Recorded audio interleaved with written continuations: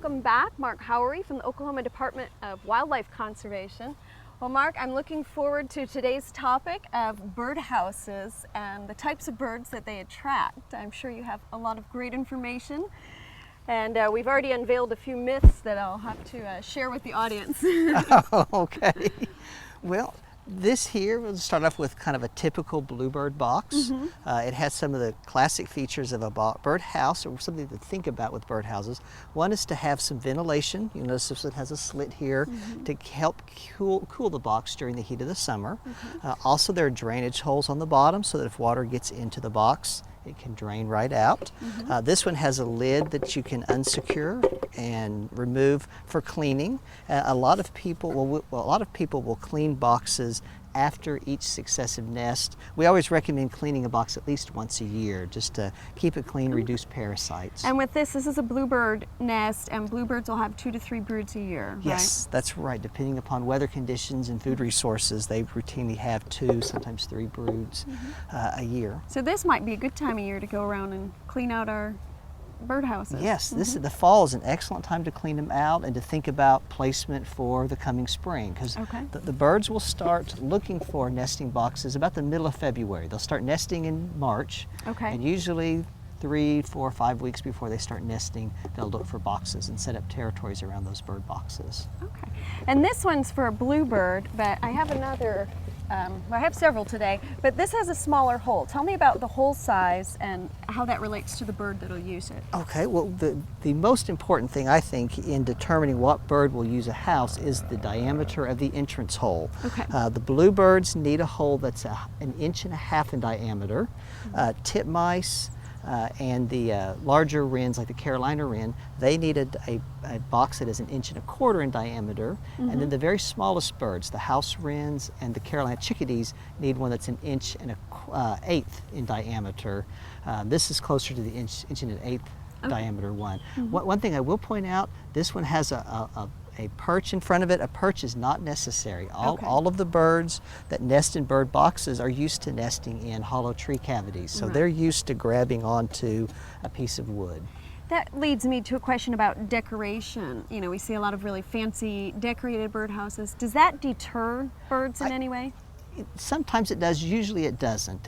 When it's a deterrent, as if it's a really bright color, sometimes birds don't want to nest in an obvious bright colored, something that will attract predators.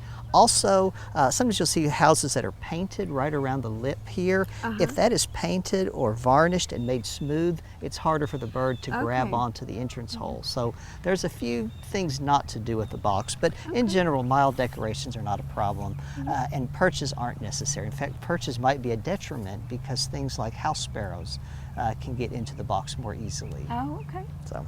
Let's look at placing the box in the landscape. We have one here and it's facing east. Do we want to think about direction? Well, you know, there is an organization called the North American Bluebird Society that has done a lot of research over the years on box placement. What they have found is that the direction the box faces, north, south, east, or west, really isn't all that critical. There is some avoidance of west-facing boxes in the hottest part of the summer, some avoidance of north-facing boxes early in the year, but generally it's not a big deterrent. What they have found is very important is to have a box that is facing a large shrub or small tree that's about 20 or 25 feet away. That way, when the birds leave the box on their maiden flight, their first flight out, they've got a target to get to that will keep them up off the ground, where they'll be safer from dogs and cats and predators like that. And what about the height above the ground? Is that a concern?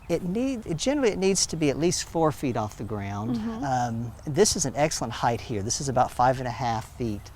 There's 2 things to balance. You need to have it at least 4 feet off the ground, but the higher a box is, the harder it is for us as people to check those boxes. And it's important to check the boxes periodically, make sure that there aren't wasp colonies living in them, make sure that everything is progressing well with the box. Sometimes predators will cue in on boxes if they're not protected, if there's not a predator guard around them.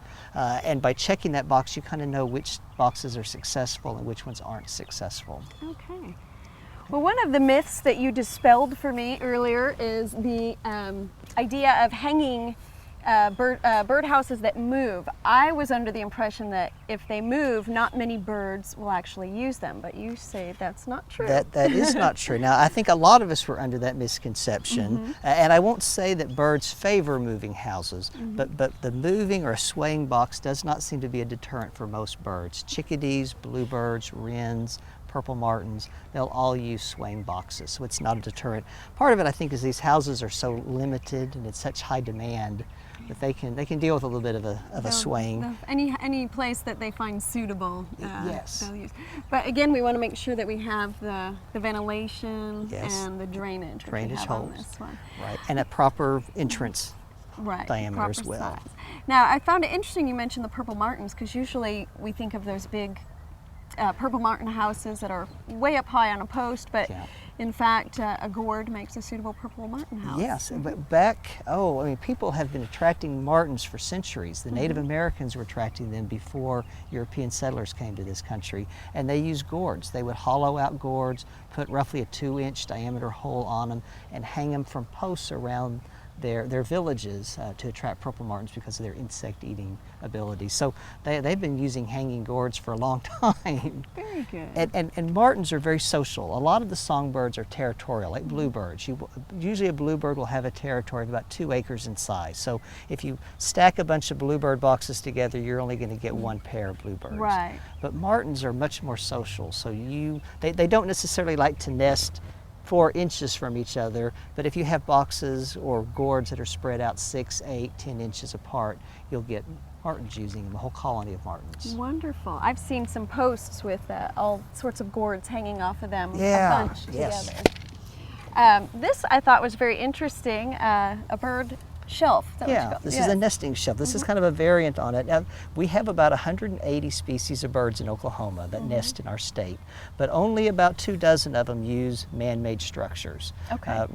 Chickadees, titmice, bluebirds, wrens, purple martins, those are all examples of birds that use nesting boxes. And this is a nest shelf that's used by birds like the eastern phoebe, which is a little flycatcher that nests around people's porch lights. It's also used by barn swallows, and then some of the birds that nest on ledges, like robins that will nest on windowsills, or mourning doves. They will occasionally use these as well. This is particularly effective, though, with phoebes and barn swallows. Okay, and what about location of a nesting shelf? Well, is that different? It's a little bit different. With a nest box, you either want to hang it from a tree or put it on a post. With a nest shelf, you typically anchor it to the wall of a building. It could be the side of a house, the side of a barn, the side of a shed. Again, you want to get it up off the ground at least 6, 7 feet, so it's out of view of predators, and you want it in kind of a quiet spot where there's not a lot of traffic walking by.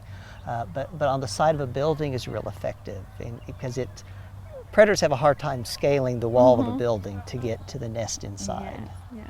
Well, this is really, I think, a great idea as Christmas is approaching. Yes, good Christmas maybe gift. give a nice nest box or nesting shelf as a gift. Yes. And there's so many to choose from. There are, and a lot of these are very simple to make. And at the Wildlife Department, on our website, wildlifedepartment.com, we have a PDF brochure called Build a Birdhouse that has plans for building birdhouses for all of the house-using birds in Oklahoma, including plans for a nest shelf.